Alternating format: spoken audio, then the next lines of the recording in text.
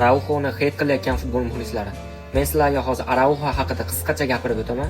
O'zingizlar qanaqa futbolchiligini tushunib olasizlar. Arauxo Xavi davrida qilgan juda ham katta yaxshiliklari unutilib ketdimi jigarlar?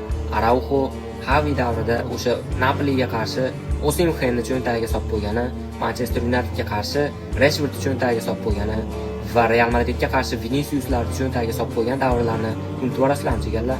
Bu har bitta futbolchini faoliyati davomida bo'ladigan ozgina bir omadsizlik, ko'ngilsizlik. Arauxo atay qilib qizil kartochka olmaydi. Buni asosiy katta sababi bor.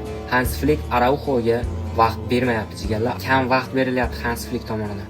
Agar Arauxo ko'p o'yin o'tkazadigan bo'lsa, yana ham formasini tiklab, yana ham zo'r o'ynashda davom etadi, lekin hozir kam vaqt berilgani uchun Arauxo pik formasini asta-sekinlik bilan pastga tushirib yuboryapti jigarlar.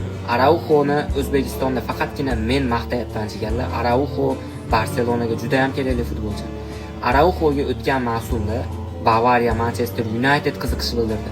Lekin Arauxo ketib qolgani yo'q. Barselonada sodiqlik bilan qoldi jigarlar. Endi biz hozir Arauxoni heyt qilishimiz bu umuman to'g'ri kelmaydi jigarlar. Shuning uchun Arauxoni heyt qilayotgandan oldin ozgina o'ylab olinglar jigarlar. Sog' bo'lasizlar.